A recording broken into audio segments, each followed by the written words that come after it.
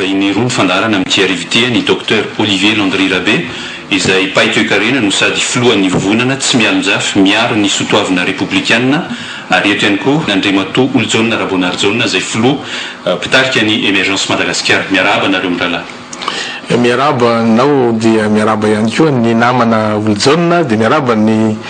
mpiainy radio nationale malagasy.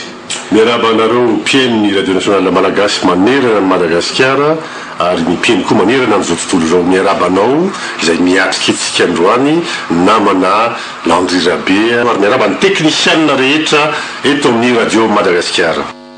Ny raharam-pirenena amin'ny ankapobeny resantsika fa iompana bebe koa amin'ny tontolon'ny fampandrosoana satria nareo mirahalahy dia samy ao anatin'izay tontolon'ny toe-karena izay. Andriamato Olivier Landry Rabe ianao pahy toe-karena fa rehefa miresaka ianao ary ianao ihany koa ao anatin'ilay vovonana izay miaro ny charte républicaine rehefa miresaka ianao dia misy teny telo averimberinao matetika: état de droit, démocratie, développement inclusif, fampandrosoana tsy manika ary ny bonne gouvernance. Rehefa miresaka an'ireo ianao inona marina ny tena hevitra fonosindreo satria toteny mahazatra be ihany resana amin'ny ankapobeny inona ny tena tianao ambara rehefa hoe hitondrana fampandrosoana ho ana firenena to Madagasikara ireo tenyreo. Ia misaotra ny ady tsotra ny maninona moa ny vovonana no safidy ny ataontsika hoe sotoavina républicaine rehetrarehetra mahalala an'izany daholo fa everina avany fa sotoavina républicaine no ametraka ny ataontsika hoe ny famarina toerana na stabilité na fitondrana anankiray rehefa ohatra ka feno ireo fepetr'ireo ary tsy afaka hisy fampandrosoana mihitsy raha mbola ao anaty korotana izay dia resy lahatra amin'izany. Zay mahavy anay hoe fa maninona tsy maintsy apetraka eto amin'ny tena lafiny rehetra ny fanjakana tandalana ny ataontsika hoe ny fahaizan'ny tatana ny tany sy ny firenena ary indrindrindrindra moa araka ny resahanao teo dia ny hoe fahafahana maneho hevitra anisan'ny tena rovan'ny ataontsika hoe ny vovonana tsy mialonjafy satria ao anatin'ny vovonana dia fatako fantatrareo dia plateforme anankiray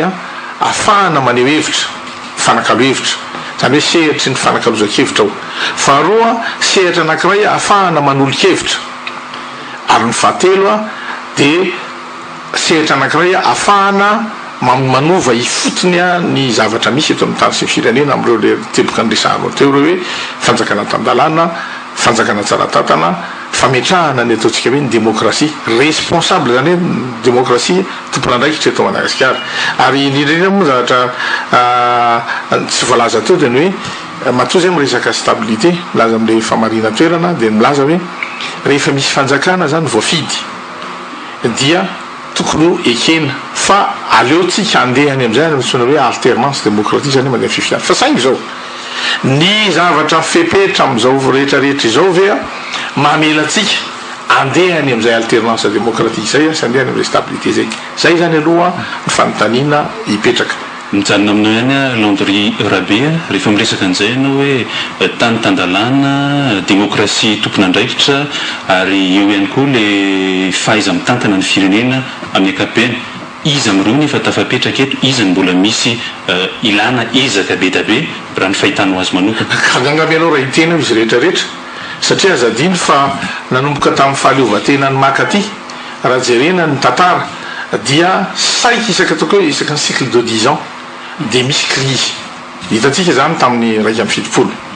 nefa zadino fa lany tamin'ny 5 isanjato ny filoha tsiranana tamin'izany fotoana ray mandeha ny tsiranana tao anelanelan'izay rehefa nitsangana directoire militaire tamin'ny 5 tamin'ny akarany tompoklara tsy mandravadeo inona ny natonga an'izany lasa ray rehefa niakatra teo ny filoha ratsiraka raika amby 90 dia hitatsika reny tamin'ny 5 hitatsika reny tamin'ny 2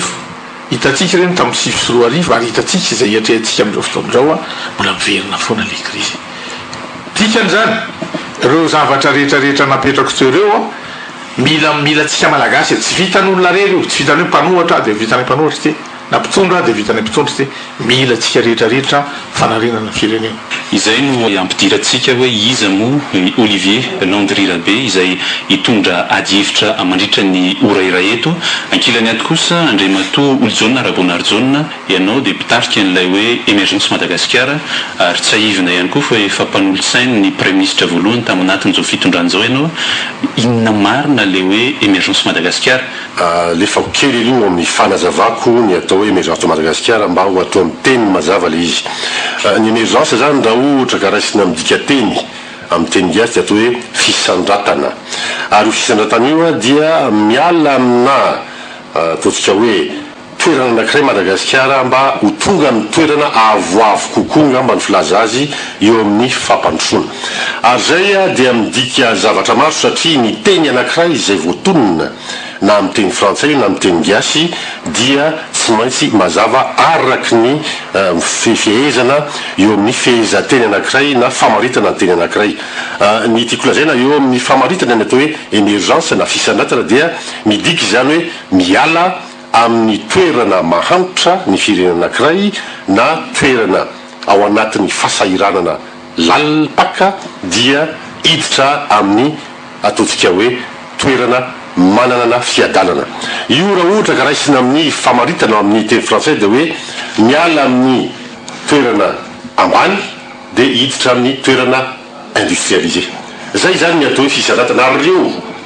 firenena zay nanaraka ny toromarika io ary nanaraka ny lalana dia niala tamin'izay ary tonga amin'izany hoe industrialisé zany zay zany ny fomba fijeriny émergence ka ao anatin'izay dia misy fepetra maro tokony apetraka atongavana amin'izany hoe firenena industrialisé zany izany ny atao hoe firenena mandroso tsy misy resaka afa-tsy zay ny atao hoe firenena mandroso ahoana ny atonga ny firenena ho industrialisé ka eo tsika dia raha ny tsara teo dia hoe raha ny firekevitra voiziny namana atao amin'ny vovonana zay izy moa ny filohan'izany dia hoe raisiko mazava le izy hoe raisiko amin'ny teny frantsay ihany hoe DDB asa raha diso amin'izay développement inclusif, démocratie et bonne gouvernance. Zay abany azo amtinana ny teny teo ary ireo dia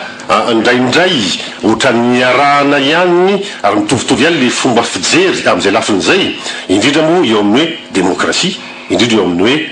bonne gouvernance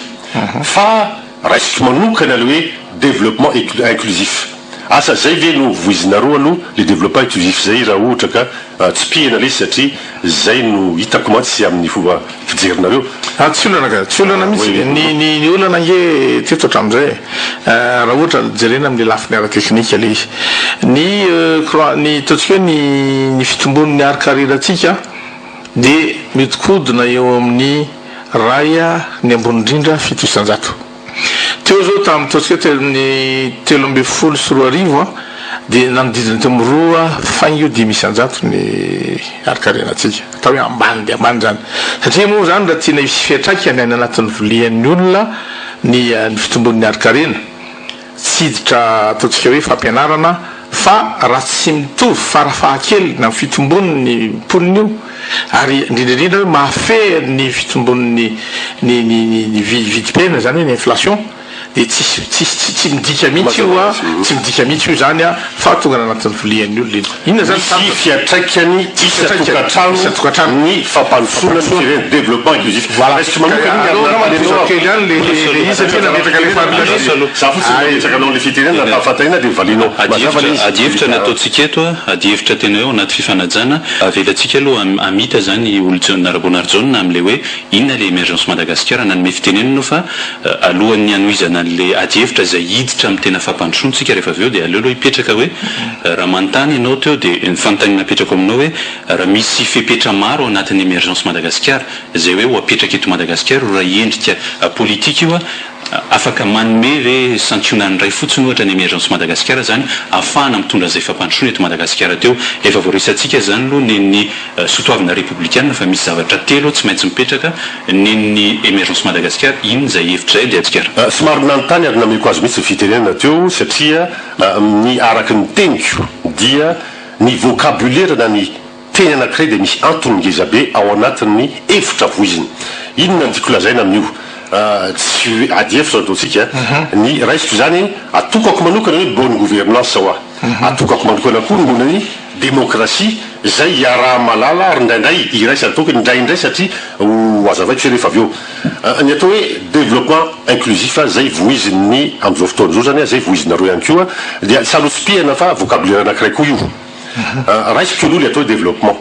ny développement zany aminay amin'ny fomba fijery émergence ao anatin'izay fomba fijery fepetra zay dia teny anankiray zay efa tany aloha tany no voizina izy io zany hoe sous-développement pays en voie de développement développement zany vocabulaire zay verinay tamin'ny androny de nivoizina mafy ary verinay fa am'izao fotoana zao saika efa noarany vaninandro sy ny toetrandro développement io ary lasa croissance izy am'izao fotoana zao ary raha maharetsika amin'ny firesaky ny voiziny mpamatsy vola zay tiany apetraka amin'ny mpitondra malagasy ary tiany mpamatsy vola sy ny fiobona miresaperany voizina de zao ndray zareo ampy zay ny développement fa atao hoe développement croissance inclusif nanoka tamin'ny taona 10 izy io zany hoe misy fanavozana ndray zany zao le slogan tia napetraka ho voizin'ny mpitondra eto Afrika croissance inclusif misy ato matao miteny an'izay ndikan'izay de hoe fiakarany farim-piainana miatraika isa-tokantrano ozy izy fa ny tiako atsipy de izao amin'ny fomba fijery émergence maninona mo no tsy maintsy miala avy any amin'ny firekevitra voiziny any ivelany foana ny zavatra ho voizitsika eto toerana rehefa tsy nety ve ny atao hoe lutte contre la pauvreté zay mivoizina tamin'ny taona 2000 zay mivoizina taloha kely zay satria tamin'ny nanomboka izy io tamin'ny taona 1998 zany dia nisy échec ve nizato tsy fetezany ve de andondray avadika ho croissance inclusif satria ny atram'izay zany tsy inclusif avery kely zay rehefa tsy nety koa talohan'izay ny fomba fijery toy ny hoe libéralisation tamin'ny taona ajustement structurel la filaza azy de navadika stratégie de lutte contre la pauvreté zao ndray rehefa misy ny tsy fetezany zava de aloha ndray croissance inclusif tsy ny eto nyresako fa le hevitra voizina avy anivelany io de mametraka fanotaninana ny émergence de Madagascar hoe zay le hoe itsika ave dia mionona foana amin'ny zavatra voizina avy anivelany dia mivoitsika eto toerana zay ny mampiseho hoe mbola eo ihany lay politika na toetsaina assisté ny toetsaina iny ataontsika hoe miverina amin'ny tantara Madagascar amin'io rehefa miteny anao 61 satria niala tamin'io daholo ny fomba fijery avy eo olo-jaona Rabonarjona fanontaniana apetrako aminao dia apita ato amin'ny ilantsika hoe ny émergence Madagascar ave tsy rivotra avy any ivelany ihany koa sa nisy fomba hoe natao hoe inona le émergence ho an'ny Madagascar no volavolainareo anatin'io fikambanana io mazava ho azy fa areo indrindra na resako ny tantara zay nivoinao teo Andriamatoa Landry Zabe rehefa milaza ianao hoe tamin'ny 71 tamin'ny 92 tamin'ny 2002 tamin'ny rehetrarehetra ao anatina sehatra misy crise foana Madagascar amin'ireny fa itsika oatra mieritreritra hoe miala avaty amin'ny malagasy ilay izy fa misy fomba fijerika hoe miala avany velany ve le izy firekevitra ny ala avany velany ve mahatonga an'ireny raha isika zao ny 72 misy rivotra mitsoka progressiste tamin'izany misy rivotra mitsoka miditra socialisme tamin'izany ary nisy nivoian'izany reo atsoka intellectuel teto Madagascar tamin'izany andro zany tao anatin'izany reo lasa filota teorina na misy koa tamin'izany io zany ny atao hoe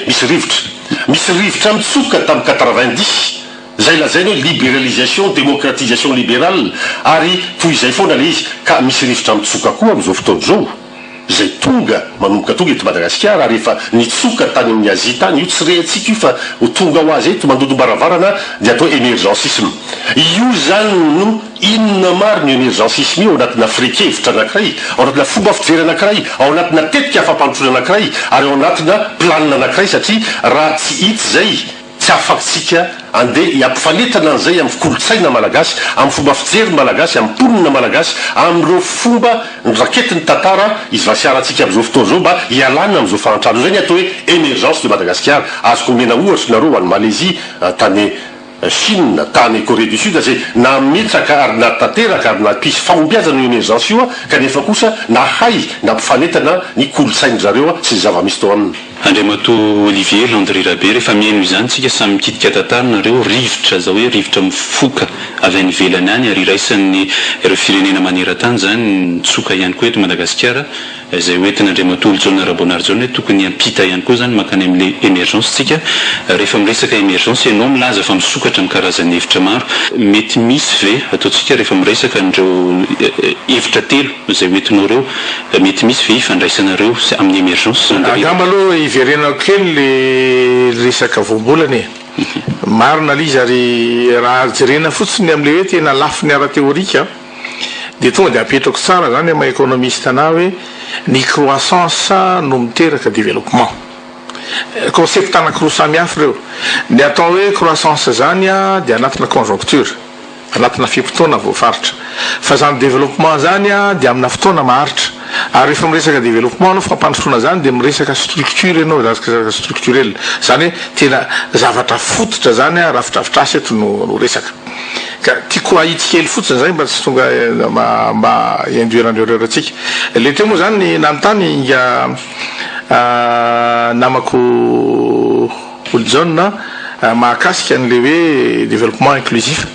narahako moa le hoe développement inclusif fa en fait le resaka croissance inclusive aloha satria mbola miaingana isika zay ny antondana zavako hoe tsika am'izao fotoana zao dia mbola ambany dia ambany aloha fitomboniny arikarenatsika rehefa miresaka fisandratan zany eny dia ohatra hoe croissance zéro ka tonga any amin'ny croissance 7 na croissance à 2 chiffres dika zany eny misandratry zany miainga avaty amin'le ambany fa zao zavatra mipetraka io zany misy an'le atao hoe ataontsika hoe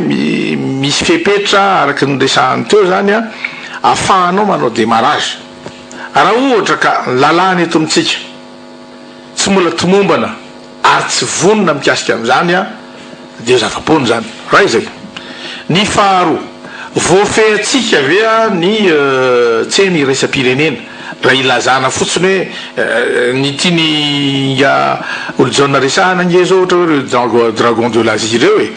reo effectivement zany a nampandrosoan'ireo a dia resaka industrialisation ary isan'ny resaka choix stratégique zany ary tsy resaka tsika fa tsy Corée resaka tsika am'ireo le ny pays an'ny BRICS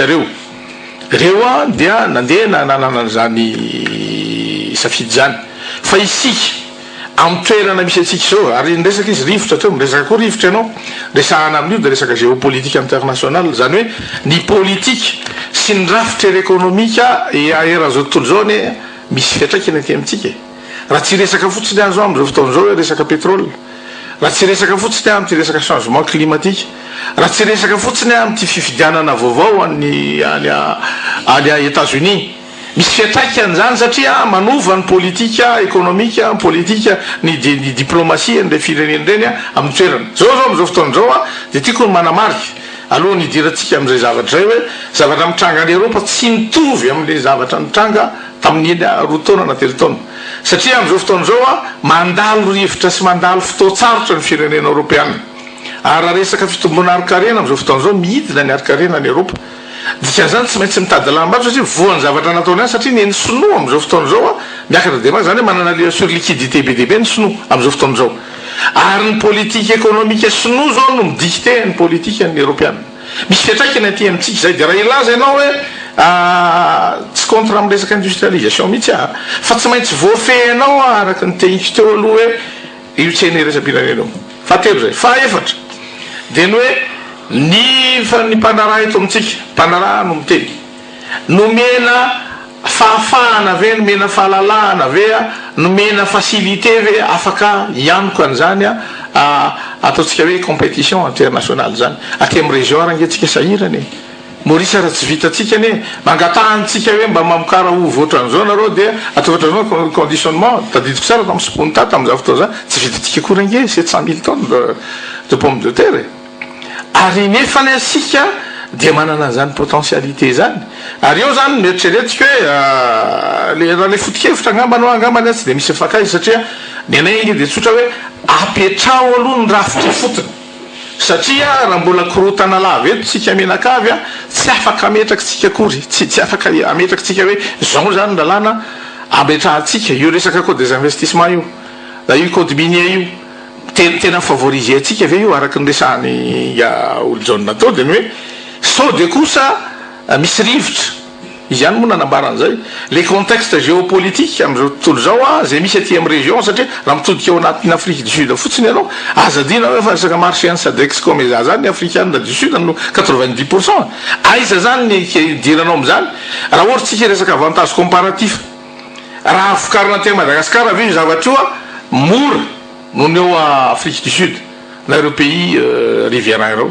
mila mametraka fanotaniny tsika am'zany ary za de tsoriky fa za anisany nanao élaboration ny matrice de développement Madagascar ary fantaro tsara zany produit sensible eto Madagascar reto produit reto a raha sanatrika am'izao fotoana zao tsika no misokatra am'le resaka taxe zéro a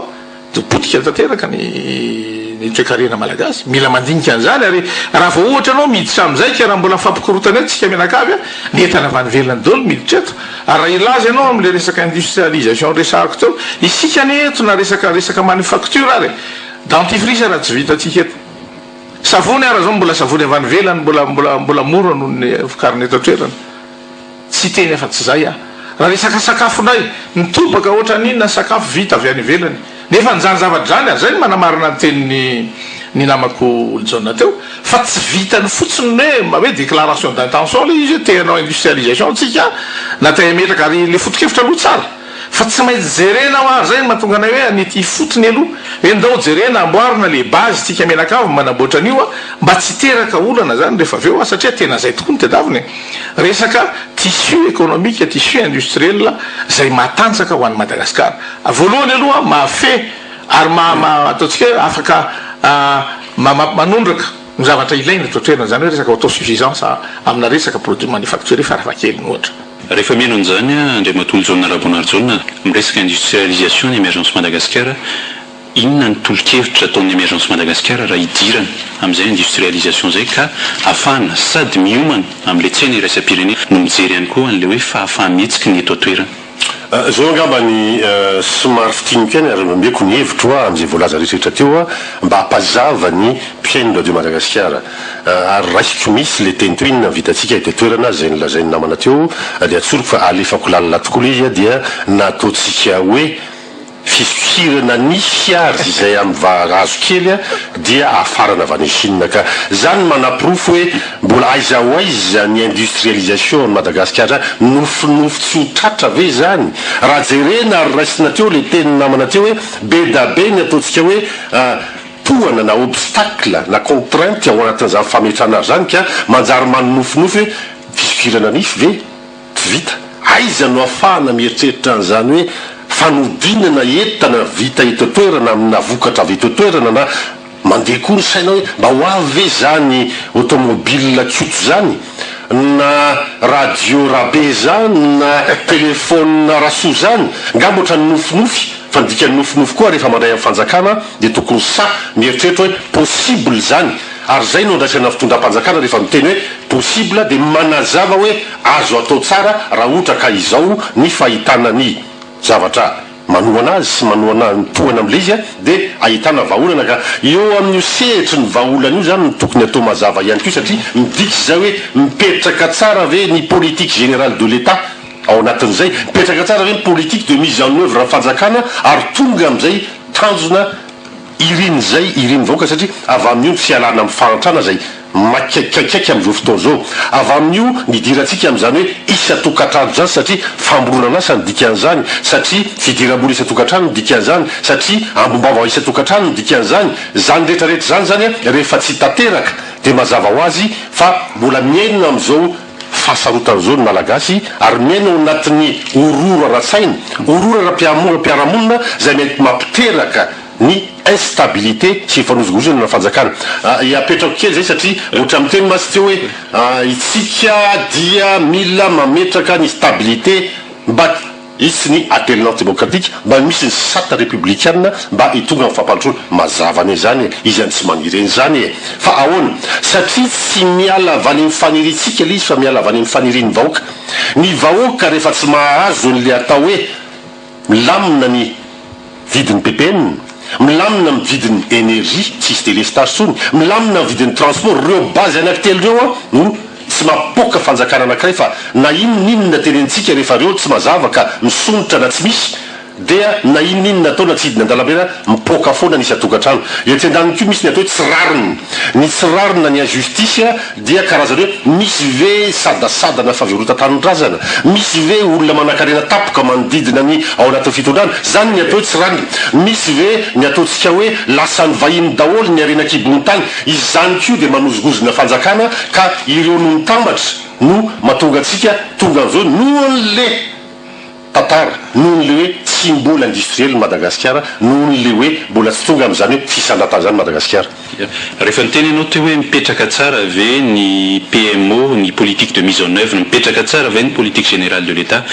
any le fanontaniana apetraka aminao André Matolo Rabeonarjona, inona ny tena hitanao fa tokony kitianao anatin'io a, dia inona ny sosokevitra ao?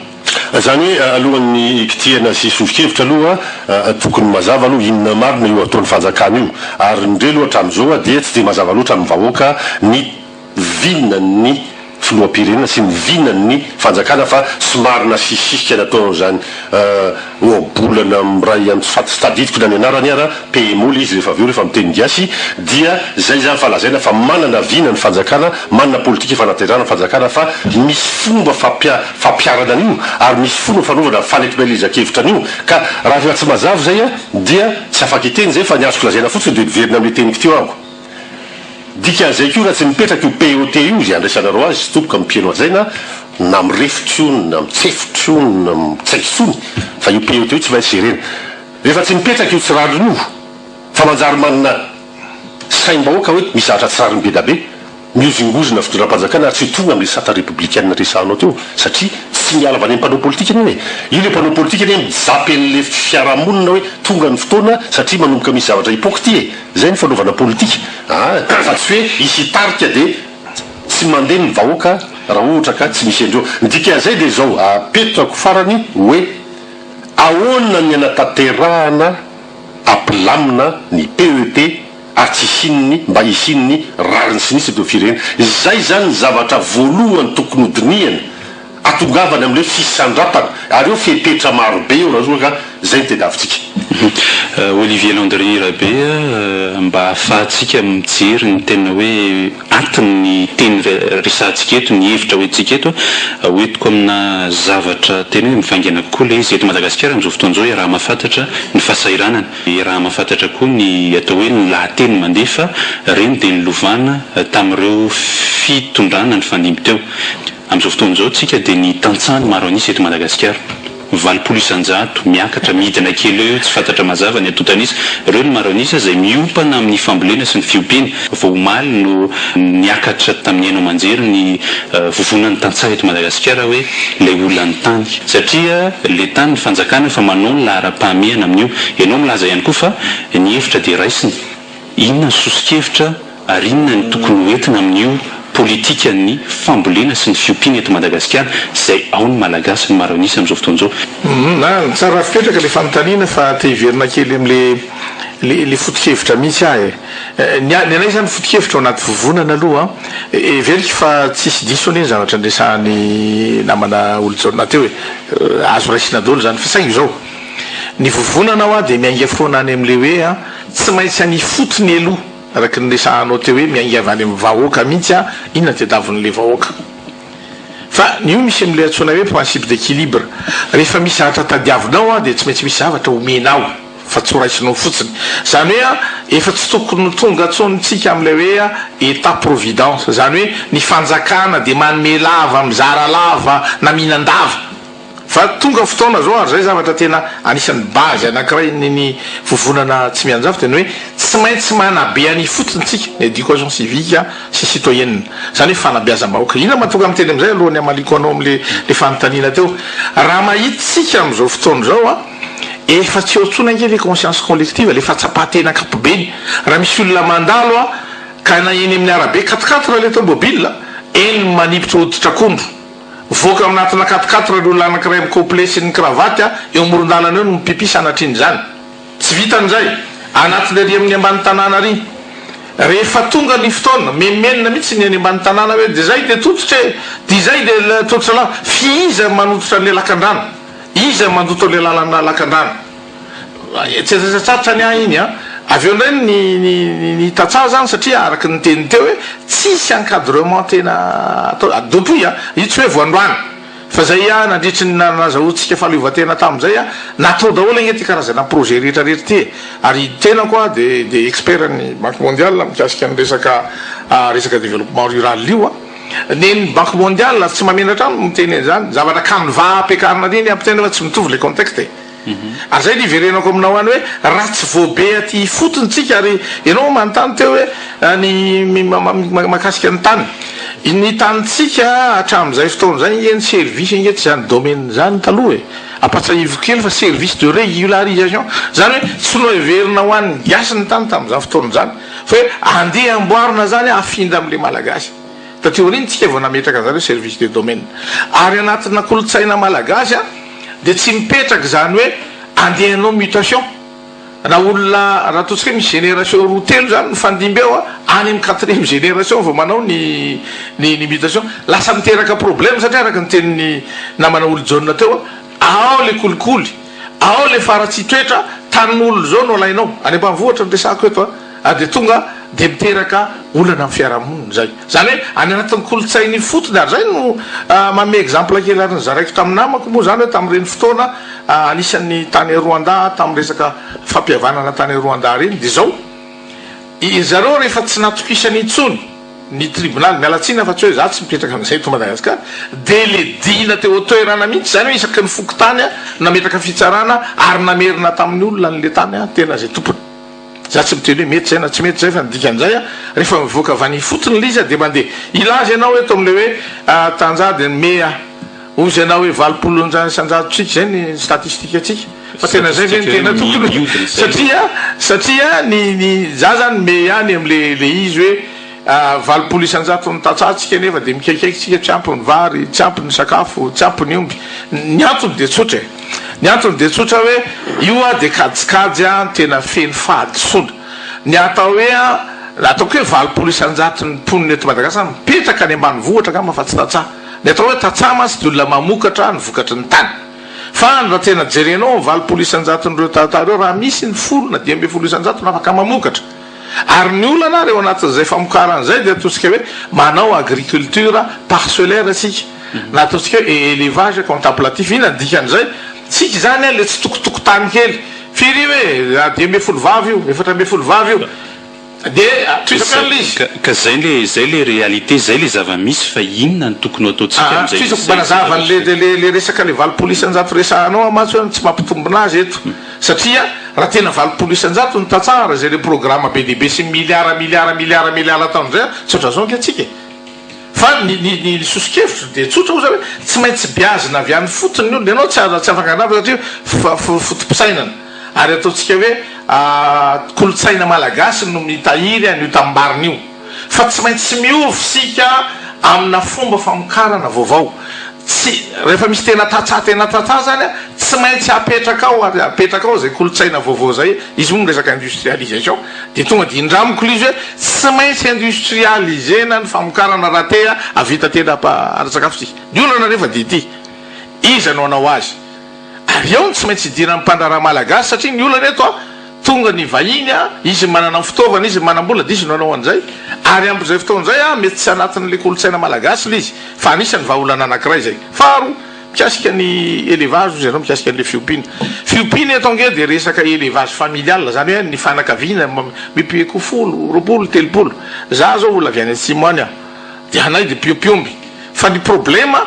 de taloha zany de natao fotsiny mahafinaritra manomby 100 fa tsisy nieritreritra mihitsy anatsara le génétique an'le omby ka nytiako teneny zany ary mandray any resaky ny namana olo jaune teo hoe tsy maintsy miditra am'izay professionnalisation zany hoe atao matianina ny fiopina fa tsy hoe atao resaka élevage familial fanontaniana mipetraka aminareo amin'ny rahalahy mihitsy raha miteny fambolena zao eto amin'ny mampanao gazety ny tena dia mitsoka eny amin'ny tontolo ambanivohitra ny olona satria tsisy fandriampahalemana eny, mitsoka eny amin'ny tontolo ambanivohitra ny tantsaha satria tsy misy fahafahamihetsika ho an'le fianakaviana na ny zaza raha tsisy fianarana mendrika. Le fanontaniana hoe inona ary ny politika tena atao mampirisika ny olona, voalohany hijanona amin'ny tontolo ambanivohitra, mampirisika ny olona hamokatra ihany koa ary manampy an'ireo tantsara eo ahafahany mampitombo an'izay fiariana zay. Inona zay politika zay misy ve zay amin'izao fotoana zao sa ny mifanohatra amin'izay ny misy rahalahy koa sy ve miamiko zao techniquement angambany amin'ny lafiny ara-teknika dia zao le olany ama économiste ndray ny resahako amin'izay eto amintsika zany a dia tsy dichotomie akory a fa trichotomie ny resahako zany hoe mizara telo zany a ny toekarena eto amintsika. Misy ataontsika hoe tena fortement monétisé zany hoe ny volany tena mifanerasera ao, dia misy anankiray zany ny périphérie semi monétisé zany hoe tsy dia tena miaso ao le vola fa tsy maintsy ilaina ihany le vola, ary misy a tena faritra mihitsy a dia tena tsy mila an'izay resaka vola zay fa dia resaka fiainana andavanandro a mandeha na misy vola io na tsisy vola dia mandeha. Zay ny antony hoe rehefa misy grève eto a Madagasikara rehefa nonga-panjakana dia tsy maintsy any amin'ny chef-lieu de province mitranga ny olana satria any le tena raha vao tsisy vola tsy mandeha le toekarena dia mitabataba le olona araka ny tenyny namana olo jaune teo hoe aiza ny ividanana PPN, ahoana ny fitehan'ny jiro, ny olona any amin'ireny mila jiro, aiza ny fandehan'ny resaka transport, ny olona amin'ireny mila transport, ary ny olona tran'ireny ny tena mila sécurisation satria manambola izy manana reny izy. Saingy kosana izany na tsy zany a valiko any le izy hoe fa maninona le olona miala avany satria am'le hoe atre zany satria amin'ny olona nge arakaraky ny any-ampianaranao an'le zanaka ao e mahatonga azy miova le toetsaina, ka rehefa miova le toetsaina tsy ny vola vilaina ary zay zany ny avantagen'le atỳ amin'le éducation resaka resaka reo fanabiazana hoe rehefa nibiazana le olona zany mba hipetraka eo amin'le toerana tsy maintsy zavatra mety avelona azy mahatonga le olona miala any tsy velona amin'le izy ary eo zany netresiko hoe tsy rentable zany hoe tsy azahoan'le olona tombony amin'ny lafiny be dia be a na rafiny ara-sosialy na lafiny économique na rafiny ara-piarahamonina ny fipetrahany any amin'le tanàna satria sika tsy mbola maneritreritra zany satria tsy ao anatin'ny roa taona 5 taona nge fametrahana amin'izany fa zavatra structurant zany dikan'izay zany tomponandraikitra daholo isika zay nitondra rehetrarehetra teo a tsy nahay nanao fixation nireo tantsahantsika ireo na tonga azy niakatra taty an-tanàna farany mahakasika nyty resaka insécurité ty za olona mipetraka le ambanivohitra anisan'ny niainana zany insécurité zany satria taloha resaka phénomène daloha dia fanatanjahantena ny anay tamin'izany fotoana zany satria verina hoe tsy azo vady anao mifaritra tsy mily moa zany raha tsy lehilahy matanjaka amin'izao fotoana zao ny olana dia zao resaka question ana resaka chaîne io zany hoe resaka tambazotra anankiray a indrindra amin'io resaka omby any mantsao ny tena resaka ary amin'izao fotoana zao tsy resaka omby tso fa zay olona manambola ary tafa resaka tamina religieuse anankiray a ataontsika ao anatin'ny fitondrana ny fiangonana dia tena nyteny misy ny olona tsy te hamokatra tsony ny olona tsy te hamokatra ny olona satria tsy mamokatra ho an'ny tenany izy a fa mamokatra ho an'ny hafa ny a dia tsotra ny a hoe io zany raha tsisy karazana sensibilisation ary conscientisation ngeza be ary raha tonga amin'izay lafiny le nyresahantsika zay vitantsika mametraka an'le industrialisation any amin'ny agriculture sy ny any amin'ny élevage zany hoe fa lasa industriel le izy a hiteraka asa ary mahatonga ny zavatra rehetrarehetra satria ny olona nge mila rendrarendra ihany koa ka rehefa tsy tafapetraka any reny tsy maintsy mitady an'ireny izy zay angamba ny fahitako azy fa tsy vita moramora zany a ary zay le mahatonga anay hoe tsy maintsy mifampidinika aloha tsika mianakavy tsisy olona mahavitan'izany tirery zany eto fa tsika mianakavy samy gasy a sika rehetrarehetra ao na ny émergence na ny iza na ny mpitondra fanjakana na ny mpanohatra na ataoko eo ny vovonana mila manao table ronde kely hijery ny fandrovana hifotony an'ity fireneny te averiko amin'Andriamatolo Jonarabonarjona ny fanontaniana napetrako teo hoe raha miresaky tsika zao ny fambolena eto Madagasikara sy ny fiompiana marina tsy ampy ny sakafo eto amintsika mbola manafatra tsika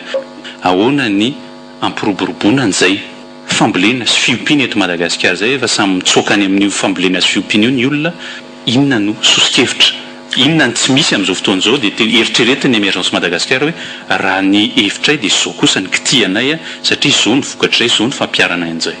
ataoko mazava ny fomba fijery ary raisiko amin'ny zavatra efa voalaza teo nadinitsika hoe inona na tonga Madagasikara ho tonga amin'izao fahantrano zao, nadinitsika ny hoe manahoana ny fomba fametrahany fanjakana ny tetika rehetra sy ny politika rehetra mba hialana amin'izao fahantrano zao. Misy ve zay sa tsy misy ary mazava ve? Ary zao tsika dia miditra amin'ny hoe ahoana ny fomba hidirana amin'io resaka momba ny any ambanivohitra io, tontolo ambanivohitra, satria io zany maro anisa ary rehefa mandroso dia mihevitritsika hoe androso ihany koa ny firenena, hoe rehefa industriel ve io dia androso ny firenena. Raisiko ny teny namana teo hoe ilaina ny fanovana toe-tsaina hatrany ifotony.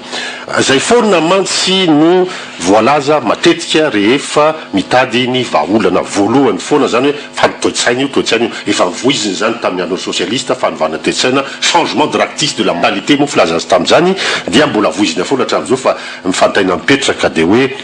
fanovana toe-tsaina ve no mandeha voalohany sa fanovana ny tontolo iainana hiteraka ny fanovana toe-tsaina. Raha olona ohatra ka hoe tsika amin'ny toerana madio sy mangirangirana ve ao anatina toerana moderne dia mbola no maloto eo amin'ny sisiny eo izy, zany hoe ny tontolo iainana ihany koa dia tokony raisiny mba hisiny fanovana toe-tsaina. Zay ny fomba fijery emergence zay, fa tsy manova toe-tsaina fotsiny. Ary ny tokony hovaina toe-tsaina voalohany amin'ny ireo mpitondra zay modely dia ity le fomba fijery hoe miakindoha ty, satria raha le resako to tamin'ny voalohany dia hoe zay hevitra voizina avy any velany ihany ny croissance inclusive dia zay no raisiny eto. Marina zany fa diky zay hoe mbola miakina ny fomba fijery avy any velany Madagasikara. Raha tsy miala amin'izay ny mpitondra, tsy miakin-doha loatra fa mijery ny arena rehetra eto, tsy miakin-doha loatra fa matsim-bola, tsy miakin-doha loatra fa ilainy zany ny partenariat, fa tsy midika hoe miakin-doha. Zay le politique d'assistanat zay no fanovana toe-tsaina voalohany ho modely mpitondra, fa tsy toy izao dia efa zavatra efa hita fa tsy nety zao. Ny ajustement c'est dia mbola mitondra amin'ny poteau ihany mandeha miroso, nefa fatratra zao fa rehefa manao signature io dia akatra ny vidim-piainana rehetrarehetra, miakatra amin'ny PPN, ny énergie tsisy vahaolana, transport koa mbola iakatra. Aza manantena nareo vahoaka hoe tsy iakatra io, mbola iakatra io mialohan'ny 2018, mbola iakatra io mialohan'ny faramfona taona 2017, ary tsy ho zakan'ny vahoaka io dia mipetraka indray le PET. Io tsika tokony andinika lalina dia lalina amin'ny fomba fijery ny raharam-pirenena. Zay le fanovany fotony vao resaka teo. Ny fanovany fotony ve petraka koa hoe fanovana rafitra, fanovana fomba fitantanana, fanovana fomba pijery zany démocratie zany, zany développement zany, zany le izy fa ny tena izy ataovy mazava tsara mihitsy. Mila fanovana marina zany, mila fanovana fotony marina zany, fa makaiza sy makaiza eto tsika tokony safosafo fotsiny. Raha tsy fantatra hoe mialeto dia tonga ry tsy hitanao le fepetra rehetrarehetra hoentiny anovana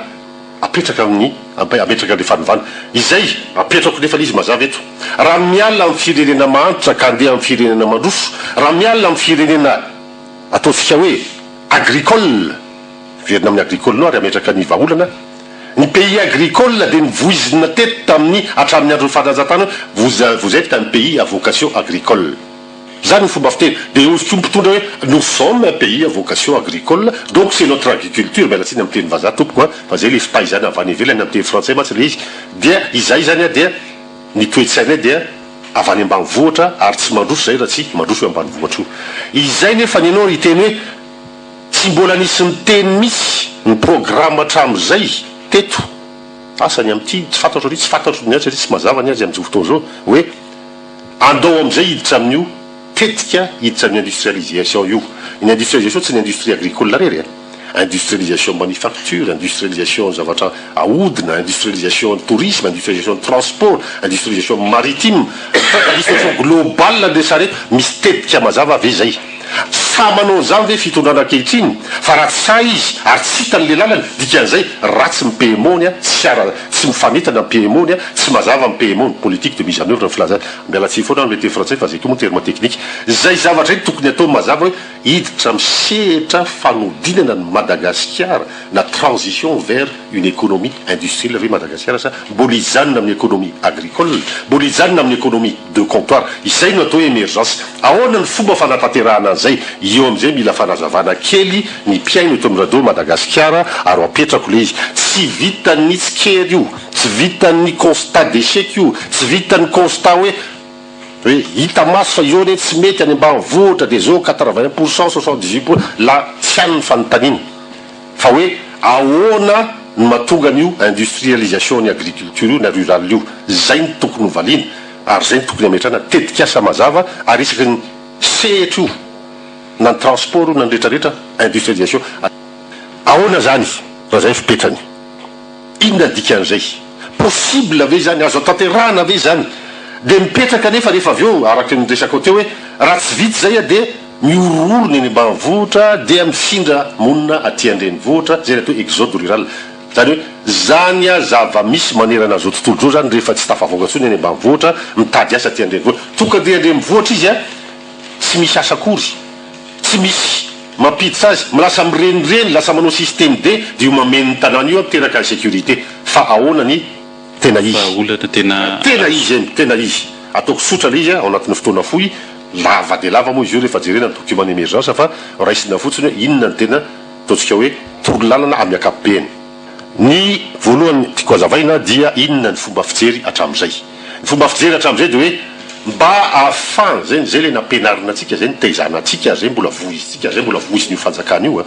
ianareo de firenena miaino anatin'ny tontolo ambanivohitra mba ampandroso anareo dia apekaro io tontolo ambanivohitra io a mba ho lasa sehitra anankiray mamokatra ary reo olona avy any ambanivohitra eo dia mba anana am'izay ary ho tonga am'izany sehitra ataontsika hoe tambanivohitra manana ny ahitao manana ny fahaiza-manao mba apisy ny fampivoarana rehetrarehetra de napetraka daholo ny politika momba n'io fomba fijery io ary nolazaina mihitsy hoe ny famatsim-bola lehibe indrindra ho an'ny madagasikara de io tontolo ambanivohitra io ary araky ny teny atao miliara maromaro mba tsy teny hoe million de dollars no lany tao anatin'io fa aiza ny vokany io izy io donc échec nandrisiny empolo taona nandrisiny empolo taona échec ny antony de zao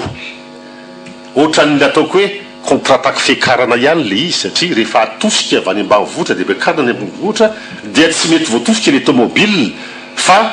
tsy aleo hoe atao contre-attaque fidinana dikan'izay zao ny dikany amin'ny fomba ahoana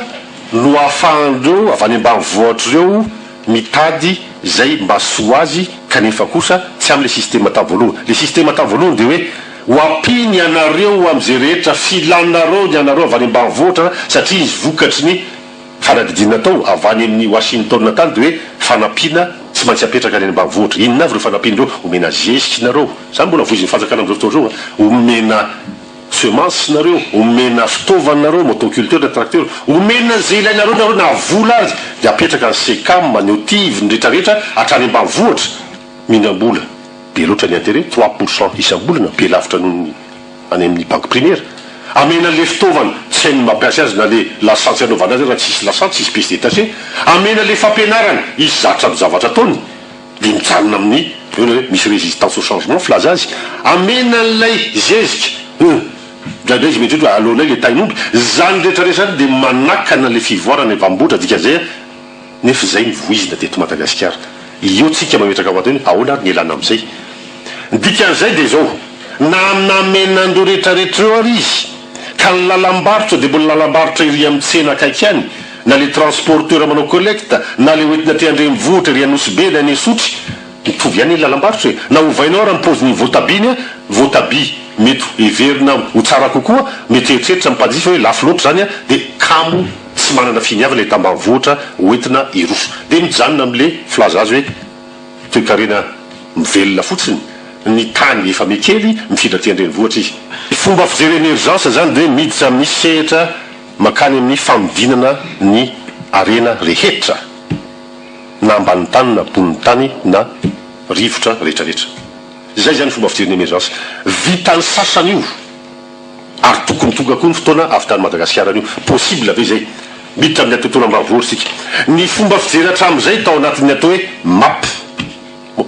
Madagasikara action plan ny ao anatin'ny PND am'izao fotoana zao de io fomba fijery taloha ihany zay hoe mila fomba fijery vaovao io izy ao tsy mba d'accord any am'le PND inona le zavatra atao andriamatolotsolona raponary zao hoavy ary hoavy izao ihany io zavatra io raha misy ny lalam-barotra vaovao any any ambanivohitra miova ny fomba fisainany inona moa tedaviny any ambanivohitra tsy lalam-barotra misimisy io koa no mahazatra io raha misy ny fitaovana vaovao manaraka an'izay de manaiky izy satria anatanteraka ny lalam-barotra vaovao dikan'izay de zao eo no mahatonga anay mametraka lay tetikasa atao hoe zone économique spéciale na koa le atao hoe mitetika asa fifanatonana ny fomba fanodonana entana any ambanivohitra hoe économie de proximité. Io a de tetika asa na homby ary ireo no nampandrosondreo firenena émergent am'izao fotoana zao reo sehatra anankiroa reo. Inona dikan'izay alefako am'le économie de proximité aloha usine ray isaky ny commune ray. Dikan'izay misy lalam-barotra vaovao le any tontolo any ambanivohitra ary tsy mifanjakana intsony no mametraka an'le hoe fanampiana fa le usine toerana mihitsy no manampy ny tontolo any ambanivohitra mba hampamindra azy la atao transfert de technologie mba hanoro azy le lalana hoe zao fomba fanokarana mba hampindrana azy le fitaovana tsy hidiran'ny fanjakana zay zay ny atao hoe économie de proximité. Io tetikasy io a de mitovy le tamintsika ohatran' zao ny tany Japon tamin'ny vitany ady lehibe, mitovy le tamintsika zao ny tany Corée, tany Malaisie, fa io daholo ary io napetraka tany amindreo firenendreo io usine, une usine, une commune, un village. Raha izay dia somary ametraka ihany hoe raha ohatra ka nisy japonais tonga teto tamin'ny voalohany tamin'ny taona ataontsika hoe 1968 ary ny fianakaviako moa nandray an'izany teto gaga izy satria eto dia rehefa nandeha mandroso be nareo Madagasikara zany ary tena lasa lavitra mihitsy dia nanontany ny raiky tamin'izany izay efa lasa moa izy hoe fa manino anao miteny zany zay ny mbola manitra ka isaky ny tanàna ray dia misy usine eto aminareo. Izy zany usine ndraiky le misy an'le ohatran'zao Lacroix iny eo ambony fiangonany reny. Dikan'izay azo atao ihany mametraka isaky ny fiangonana isaky ny village, tokony azo atao koa mametraka lavitra be tekniquement fa ho azavaina dossier ny une usine un village. Itodika tamin'ny Olivier Landry Rabeza miresaka an'izay tsika hoe zone économique spéciale eo ihany koa fanokafana lalam-barotra tsy fa misy fezy am'izao fotoana zao miombi-kevitra aminy ve anao am'izay sa manana tolo-kevitra le izy anie raha ataontsika hoe lafiny ara-théorique tsisy mahadisony zany fa za dia mbola mamerina foana fa tsisy miracle azo atao eto amin'ity firenena ity. Raha mbola misy option anankiroa mantsy na ianao zany ataonao zay ampiakatra be dia be plus dia izy izy ary dia afaka fa misy zarazara zany zany mitoditra ny tena ma zany dia zao azo faritana fotsiny fotebal mahitana fofotitra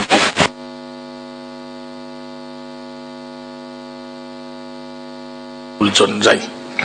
ny faharoa rehefa tsy maharaka am'izay ianao tsy maintsy miditra foana ianao am'le financement classique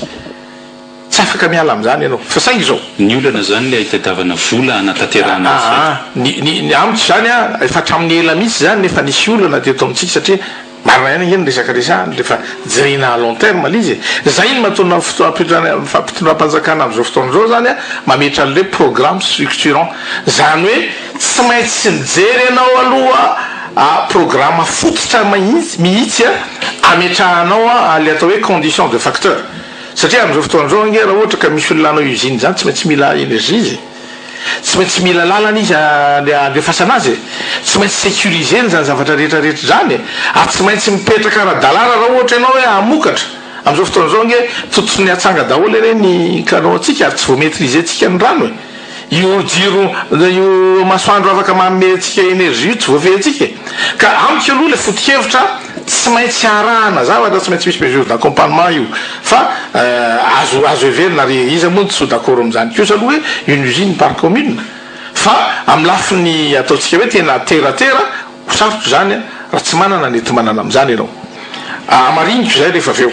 ary ny filazana kosa angamba aloha satria ianao moa mpanolotsaina ny prime ministre teo voalohany tamidia tokony mafy tsara ary za aza angamba tsy tao anatin'ny mpanangana an'le PND sy ny PGE satria ny primature ny tokony anao ny programme général de l'État dia zany anisan'ny mahalala tsara an'lizy ianao nga olojona ary za kosa dia mahita satria miara-miasa amin'ny filoham-pirenena ny tenako dia mahita kosa aloha hoe misy ezaka be dia be atao zany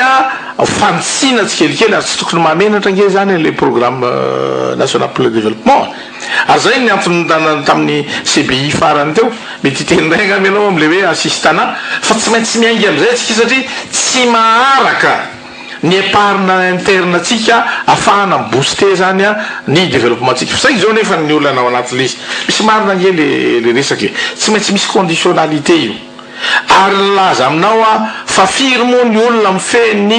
ny circuit na atoko hoe chaîne de distribution na PPN eto amintsika ary izy mipetraka dikan'izany rehefa tiany olona lalaovina ara-politika amin'ny PPN dia miakatra ho azy io vidina PPN io na ohatra ka tsy tokony hiakatra kory ary miresaka vary amin'ny resaka menaka lasa politicien politicien izy amin'ny resaka énergie indray resahany eto akoatra ny resaka za dia taloha tao amin'ny Jirama taloha tsy nisy an'izany délestage zany napanina satria taloha tamin'ny andro taloha raha ohatra sanatrika misy zany tonga dia migadra ianao raha ohatra ianao chef de groupement na directeur d'exploitation migadra apetrako tsara zay satria tena crime teo anatin'ny fitondrana teo aloha je parle des années 80 des années 90 ary ny mikasika an'io ary io moa zany everiko fa anisany efa effort anankiray ataon'ny fanjakana satria anatin'ny condition de facteur zany raha tsisy énergie ianao ary tsy maintsy mijery vahaolantsika mipetraka sy maharitra amin'ny énergie io satria tsisy ahafahan'ny olona manodina le industrieny na zavatra tika ataony keliny raha tsy mipetraka tsara io énergie io eto amintsika nefa ny lalàna mikasika ny énergie mila 98,032 io zany mila tsaraina satria somary mifangaro izy io ary mila apetraka tsara raha ohatra anao ny industrialisation satria ao anatin'io zany permettre n'le hoe afaka manao concession afaka manao exploitation arakaraka le puissance zay installenao ny olona te amokatra jiro sy rano anisan'ny initiative tsara zany ary am'izao fotoana zao tsika dia efa mandeha any am'le atao hoe transition énergétique fantatro fa sarotra l'izy fa manomboka mandeha am'izay fanjakana hoe mametraka an'le miala manomboka tsikelikely tsika amin'ny resaka termika mandeha makany amin'ny hydraolika ary mipasehany amin'ny énergie renouvelable ialany indrindra any enana zany am'izao fotoana zao ny ataotsika hoe ny coût an'le unité d'œuvre zany hoe ny kilowattheure zay produisé evan'ny Jirama ny mampalahelo mantsy dia zao ny zavatra dinitsika ane dia zao raha miresaka énergie satria tsy mary hijanona kely amin'io ny olona rehetrarehetra mpivarotra mandovoly ianao fa afaka mandray ny produit na vao mihinana fa ny Jirama efa afaka mihinana ianao mandany an'le jiro sy rano ary tokony tonga saina am'izany tsika zay fa mandoa ary tsy vita aminay zany reny fa mbola subventionné ny vidina zany hoe isaky mivarotra kilowattheure ray amboniny zany Jirama dia fa tiantoko zay ka amitsy zany mila mitandronytsika amin'izy io fa misy programme moany mikasika an'izy io mikasika ny resaka transport indray raha ohatra zany everiko fa hoe am'izao fotoana zao zany ny transport eto amintsika dia matetika ane ny transport zany raha ohatra ka raha tena any amin'ny firenena rehefa mandroso ny ataotsika fitopolo na atao hoe valopolo isanjato de service public zany hoe natokana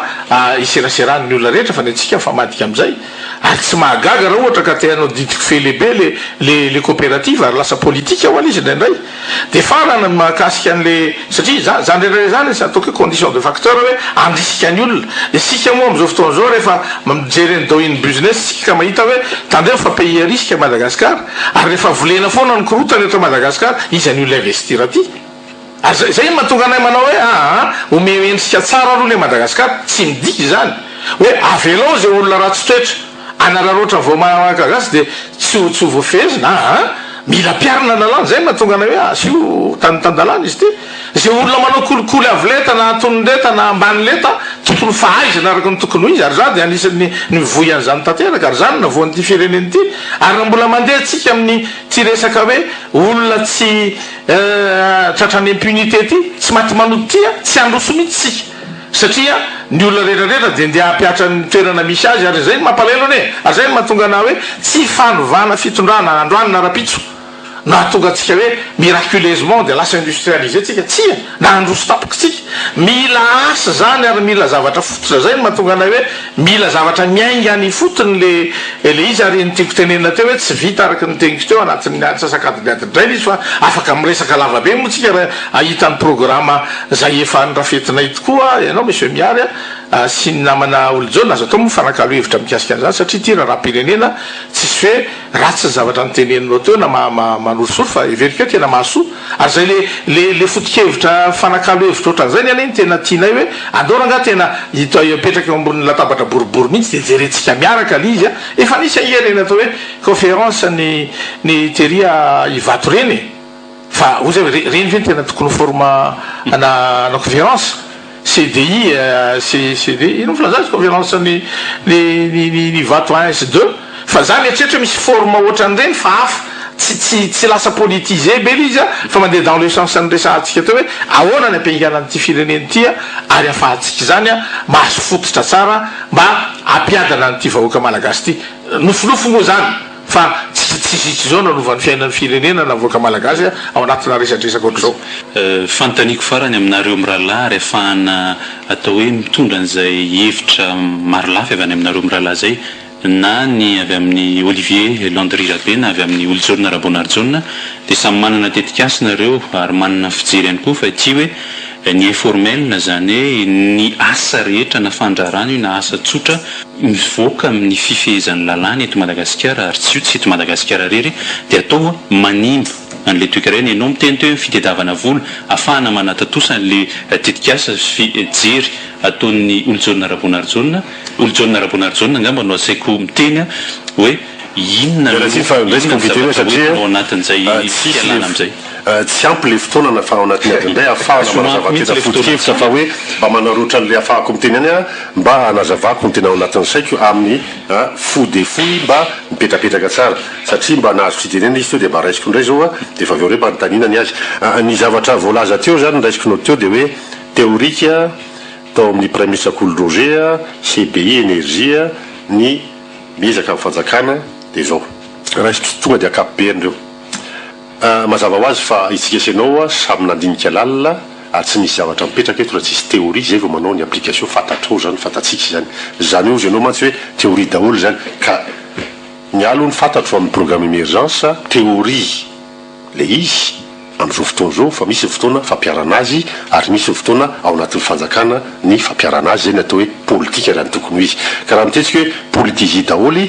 mariny zay fa misy ny politika hoe mba andraisana ny fahefana mba hoentina natateraka n'lay programma zay nyvolavolaina na lalinina tamin'ny fotoana na mety azy ka zay ny ilana ny théorie ao anatin'ity CST satria misy ataontsika hoe mifangarongaro ny saim-bahoaka matsy hoe so de mba théorie daholo zany faharoa manaraka an'izay dia hoe tiako apetsaketo ary tiako fantatry ny mpiaino radio Madagasikara fa izaho dia telo volana fotsiny tao amin'ny mpanolontsaina ny Cool Roger ary niala nanao démission satria tsy mitovy ny fire-kevitra nay tao anatin'io ny tiako lazaina dia misy zany reo mbola mivoy ny fomba fijery zay veriko efa lany andro ary tsy naomby ary zay kosa te hivoy fomba fijery vaovao na innovateur ary io dia efa nisy io tamin'ny andro taloha fa tsy vao zao misy maro anisa mbola mivoy ny fomba fijery taloha io ohatran'le resako sehatra tamin'ny agriculteur teo hoe zavatra efa tsy naomby dia mbola io ihany ny voizina efa misy fanovana zany ifotony io zay ianao misy fitaizana tokony atao ka io fanovana io dia miala amina hoe fomba fijery vaovao mba hidirana amin'le industrialisation nofinofo ve ho itsika sa possible za aloha dia miteny fa matoa zay miteny possible ny antony dia misy ohatra maro manerana zao tontolo zao zay navita io transition vers une économie industrialisée io ka mila théorie ny fandinina sy ny fandalinana io mba hoentina aroso eo amin'ny sehatra na hodiniany zany na ho fakafakaina miaraka zany fa aminay fotsiny tsy mety io fomba fijery ny PND io tsy ho tafavoaka Madagasikara amin'io ary tsy ao fomba fanaovana ny raharaha-pirenena manjary misy ny sentiment ny tsirariny misy ny mampiakatra ny vidim-piainana amin'izao fotoana zao zany hoe tsy netsy zany le politika dia misy ezaka ave ataon'ny fanjakana mariny zany izy moa tsy ezaka zay ny atao hoe tompona andraikitra miezaka ianao fa le ezaka ave misy fiatraikany satria raha miezaka ataontsika hoe lany andro misikiny tarany zavatra rehetra tonga ihany tiany mandanakay fa vita mbola iandry an'izany folo taona ny transition énergétique makany amin'ny sehatra ny angovo vaovao zany dia sa iandry 10 taona everiko fa tsy zany ny tiany vahoaka amin'izao fotoana zao fa hoe amin'izao fotoana zao tsy mirehitra ny jiro tompoko amin'izao fotoana zao tsy mipetraka mazava hoe inona ny vahaolana momba ny jiro raha tonga amin'ny sokoatrano anakiraitsika dia mahita vahaolana ny tokantrano tsisy jiro io dia vidi labozia fa mba antan'io fanjakana ny tenina mahareta kely sero ceinture zany voalaza farany teo idio ny fekibo fa ho avy le transition énergétique le nofonofotsika hatramin'izay projet structurant le izy marina fa structurant amin'ny roviny structurant amin'ny vidiny mihoatriny structurant amin'ny izy amin'ny manatanteraka an'izany tsy mazava fa raha tokony izy mametraka zany tetikasa énergétique zany na politique énergétique dia hoe tsy maintsy mijery ianao hoe tetikasa farafa aingany satria efa marary loatra io zay mora indrindra sy compétitif indrindra ary zay misy fiatsaikany any amin'ny vahoaka zao ary ainganandrindra telo taonina ny andrasan'ny vahoaka raha valinazy izy hoe zaho dia ao anatin'ny telo volana asana le 3 tamin'izy numéro 3 zay fotsiny nanjary propagande le izy fa telo taona tompoko ny andrasanareo vahoaka amin'izao fotoana zao efa mihoatra ny telo taona mbola tsy vita ny problème ny délestage ka oka re tompoko hoe tsy andro foana avany amin'ny famatsim-bola vo anapa-kevitra na politique dasisy tana ao anatin'ny toe-tsaina dolo zany tsy andro foana zay vola be any ambadika any fa misy ny vahaolana tompoko ohatra fotsiny hoe libéraliser o secteur énergétique io mba isy ny faninanana ao anatin'io fa sao de mba misy sakatsakana kosa satria misy tombotsongeza be ao an-damosiny io énergie io sao de le olona le mifehany io na ireo vahiny mifehany io efa ela teto no tsy manaiky isiny zany libéralisation du secteur énergétique zany tsy miteny privatisation ny jirama de ailika any amin'ny jirama dolo ndrika hoe satria nareo tsy natafavoaka de manjary tsisy ny firenena tsisy ziro ny firenena oka re tompoko azava le izy ka inona ny vahaolana mazava satria maizina ny tany miakatra ny vidim-piainana miakatra ny transport ahoana ary maninona nareo no mandeha foana ny amin'ny lalana efa tsy izy efa lany andro satria efa fantatro fa tsy mety efa fantatro fa nitaizainantsika tamin'ny fiainantsika de mbola any any ny lalana efa miovany araky ny tenitsika teo ny rivotra irasa-pirenena misy zavatra mipotra zao ohatrao maninona tsy hitanareo zany hitondrana ny firenena any amin'ny lalana vaovao mety masoa ary meny kokoa ny filam-bahoaka amin'izao fotoana zao zany hoe ny mpitondra de toa sambo anankiray mijery ny rivotra izy mijery ny zava-misy izy mijery zay hoe kapitaine fa tsy miandro fotsiny hoe inona mibaiky avany velany inona famatsiana-bola avany velany inona ny torohevitra avany velany dia manao ny fanatanterahana zay le milina fanovana toe-tsaina alohan'ny fanovana ny toe-tsaina ny vahoaka le fanontaniako teo azo valiana ihany ve ny émergence ialana amin'ny fomba aingana ihany koa amin'le fanjakany secteur informel zay mikikina ny fiainam-piarahamonina satria fampandrosoana amin'ny ankapobeny zao ny zavatra lazay ny émergence de nisy fanadadiana lalina anisany ao anatin'ny tetikasa émergence zay mesure zany zany hoe fepetra rehetra mitetikasa miisa 700 no anatin'izany document zany ary ao anatin'izay ny vahaolana momba an'izay io resaka ataontsika hoe miteny vahiny mialatsindray miteny vahiny hoe bon sens et logique fijerena ny zava-misy ahoana mo somary manahirana ihany mijeren'ireo secteur informel mameny ny arabe reto feno nefa io no miteraka hasa indrindra ary io no be indrindra amin'ny statistika ny momba ny asa de tsy misy vahaolana fa inona ny vahaolana io le fomba fijery ataontsika hoe notaizanatsika tamin'ny andro taloha foana fomba fitaina ataontsika hoe occidental na vazanga ma amin'ny fijery azy rehefa manao zavatra tsy ara-dalàna de kapoy esory zay le izy fa sao de miala amin'io kosa no afahana manavotra n'le famorona anazy eto drenivohitra raha ohatra izy ka canalisena zany hoe apetraka tsara ao anatina sehitra anankiray misy ny vahaolana momban'io efa natsipy any moa le izy ary everinareo tompoka ary menonareo fanjakana fa ao ny tena isiny ny famonorana asa be indrindra fa tsy any amin'ny nimo akory rehefa formaliseny io ary azo lazaina hoe ao anatin'ny volana vitsivitsy fotsiny dia rehefa formel io amanetsiny amanarivony ny asa miforona raha formaliseny io vahaolana momban'io alefasoloany azy de volazaiko ny arehefa aveo ny ady sotra ny azy zany tsy maintsy mijeren'le zava-misy any tsika ijerenako mihitsy le hoe resaka PND kosa aloha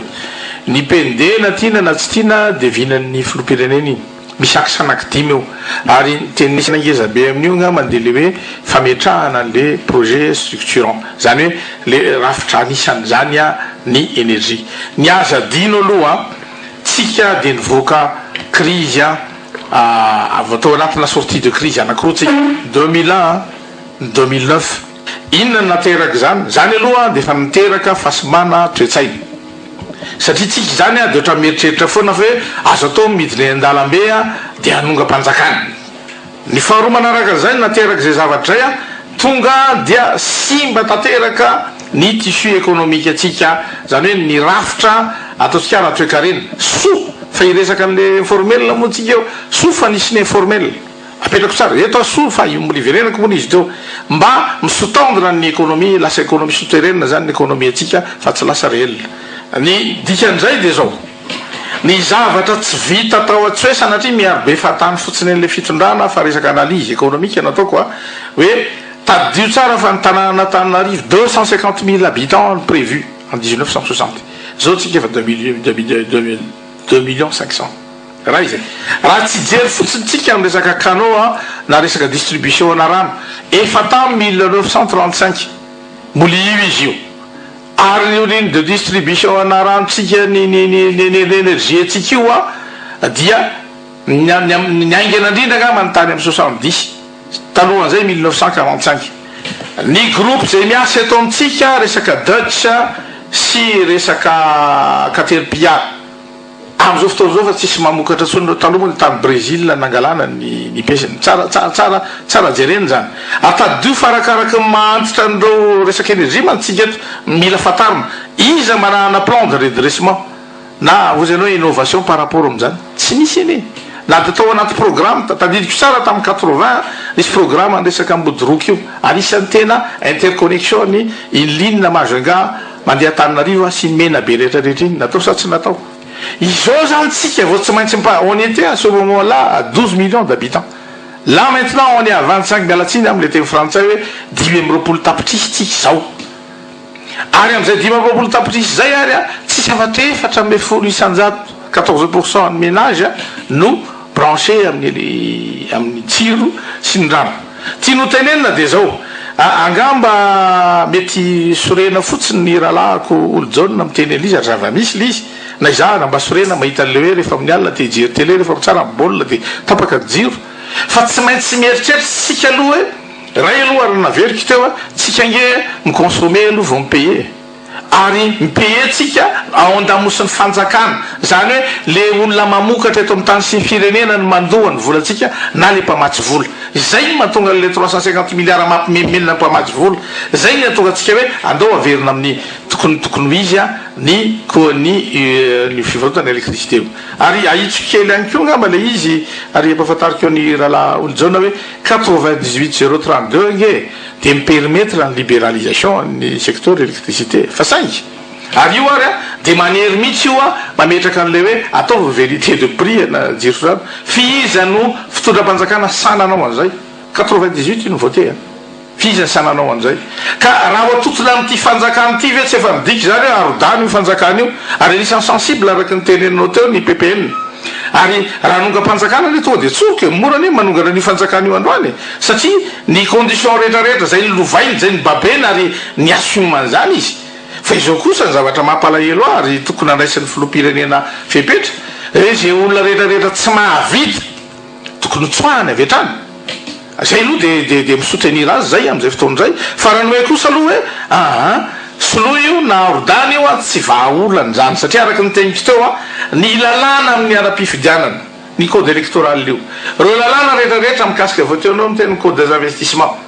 ary ny resaka zone économique spéciale tao zay tena oza hoe mety zany fa zany lalàna zany reny mbola mila apetraka daholo sisy raha sanatrika misy olona io avonay ao am'izao condition zy ipetrahantsika zao minoa anao fa fakeritaona de miongana zay ny zavatra tedavina eto am'ty tany sy fireneny ty za mba marariky io a mahita an'io resaka PPN miakatra lava tsy ampony io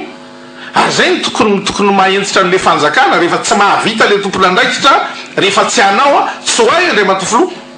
fenao tsy lalovan'olona isan'andro eo fa rehefa tsy vitan'ny olona ny anao manome baiko a le olona tsy anao a everika fa tsy io resaka sécurité io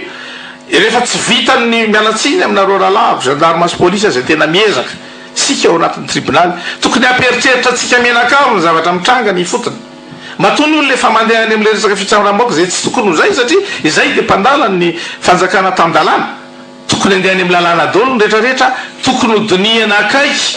ny fametrahana an'le fampifehezana zany amin'ny fotony ary za milaza aminao fa anatin'ny fokotany ige samy malala ny olona mipetraka any amin'ny daholy fantatry izy manao inona manao ino eto amin'ny tany sy fireneny ty fantatry izy manondrana bois de rose izy manondrana volamena fantatra gne zany fa tsy samanambara ny olona ary zay ny mahatonga anay am'izao fotoana zao zany aminao anatin'ny système de gouvernance am'izao fotoana zao ametraka an'le hoe nouvelle vision et nouvelle approche ny audience citoyenne zany hoe fomba vaovao zany ianona ny fitarainany vahoaka ary isorako amin'ny mpanao politika sasany zay tena maneho ny heviny ohatra ny olo jaune zay tena everiko hoe zavatra ohatran'izany hoe misy kritika atao de misy ny sosikevitra te isorako anao mihitsy fa zavatra zay système zay zany resaka numérisation zany no atao ny gestion ny opinion publique tsy ampitsony ao anay zany le hoe ny mpitondra no hitondra satria nandray mety zavatra diso agny mety ny olona vany mety président mety daholo ny zavatra rehetrarehetra ka am'izay fotoan'zay na avaty amin'ny sika rehetrarehetra mpiasa-panjakana na ny olona rehetrarehetra ny fotsiny any afaka numérisena zany azo notena daholo azo compilena tsara azo hoe amboarina ho hevitra ary sanatria na misy olona manao corruption na misy olona manao fanararotam-panjakana na manodikodina zavatry ny olona mitsirarona de ho fantatra ty fotony zany ka everitry fa zavatra lehibe zay farany mikasika le informel izy io malina nécessaire fa izy io de manimba ny toe-karena satria ny informel matetika de sady matetika izy io teny ilaina o zany satria any zany ny olona monsieur Rabatra rehefa tsy mipetraka le économie reny la famorona anazy araka nyteny ia olojonina teo fa ny amiko deja tsy maintsy tsy misy tetika asa anakiraha ngeza hoe tsy voatery andalina vola fa resaka conscientisation sy libe satria ny olona ane matahotra hoe raha vao miditra formel de la vola be io e de lasa mety abiada ry anahirana lizy fa za mieritreritra rehefa vo fetsary ary ny olana de tsy fandraisana ndraiky tseto amty fireneny ty raha mijery zao nareo amty resaka lalana vaovao atao ty efa misy olona mivaribarotra eny amy sisiny eny misy olona mananganangana trano eny sisiny eny anaovan'iny anaovana varotra tsisy mandray andraikitsy ary zany io resaka beoritika io zany netombohany fa tsy niraisina tanana le olona ary nefany vola hiditra be dehibe tokony hoan'ny fireneny reny amy resaka etra zay nga masao de lava loatra ka ohatra nefa mijerijery ny fotoanatsika koa efa tapitra satria docteur Olivier Landry Rabeny nandray fitenenana voalohany tanatin'ny fandarana raha ny angamba raha omeko 20 minitra satria ny fotoana lasa olojona rabonarjona mamarana foy adin'izay ny afarany fa de zao angamba misy zavatra mahamay am'izao fotoana zao de mombana resaka jiro na énergie de ny secteur informel raha mihaino mitondra fanjakana am'izao fotoana zao ary mihaino tsara tokoa neny zao dia tsy misy ny vahaolana misy ozy izy le vahaolana fa mandrasa kely fezy ho fekibo fa ho avy any le transition énergétique ka eto de andro sehitra anakiroreo mba ameko fanantenana any amin'ny alalan'ny émergence sy ny opposition zay izoroko eto ny vahoaka malagasy satria izahay de manana vahaolana ary miandry izahay mba hoenono ny fanjakana fa io fanjakana koa dia tsy meno izy zahay ary ara-malaly zany izay de miteny amin'ny lafiny énergie politique énergétique andresana raha tsy politique any jirama natao fanolena fotsiny rehefa tsy mety ny zavatra efa fantatro fa io ne mandany voly io nefa lany andro ny fitaovanao maninona no anyreny menatsiny kanefa ianao tokony ametraka le politique énergétique manaiky ve fanjakana raha ohatra ka misy zay lalan'izay amevahana sehatra tsy miakina ao anatin'io énergie ny ndre mivoatra io misy reny vahaolona be da be momban'io mba tsy tenenako fotsiny zay maivay am'izao fotoana zao nefa ilatsika ny fanodonana ho fako herinaratra zany zao dia sehitra efa mivoizy ny tany Suède na tany Danemarka nanjary nanafatra fako zareo satria nanjary mivadika importateur na mividy fako mihitsy izy am'izao fotoana satria nanjary nadio be mihitsy ny tanàna azo atao tsara zany tao anatin'izay telo taona zay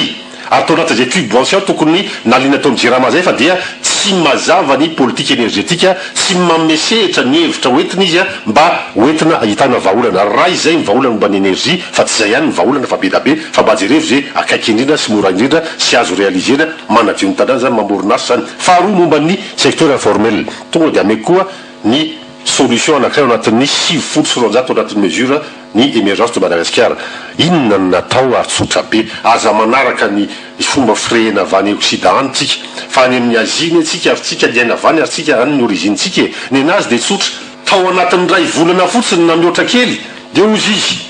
andao formaliser io amin'ny fomba ahoana tsy nataony eo dana mifindrery amin'ny petite vitesse dia andana mananina de kapohin'ny police municipale de mitsoka de misy maty misy ny afarany avy eo tsy zay le izy fa hoe andao atomboka amin'ny ariva manomboka midinika hatramin'ny fito sasany asivy lalana fandehanana tongotra rue piétonne dia amin'ny fito sasany dia mirava le izy na mihoatra kely mila fahazarany zany hoe manjary malalaka ny tanàna amin'ny andro manjary tsisy ny varotra an-dalambe fa dia ny commune misy na fanjakana no mametraka n'lay chapiteau no mametraka ny jiro anatin'ny lampe solaire ohatra no mametraka fandriam-pahalemana no manadio ny tanàna famoronana asa daholo zany tompoko madio ny tanàna mazava ny raha dia miteraka asa maro na transporteur mampodiny olo zany na fiandram-pahalemana etsetsetsetra ka manana re bon sens manana logika mba jerevo ny rivotra mitsoka manera zao tontolo zao fa za de mianokanina fotsiny miandro zay fanampiana de tsy mihetsika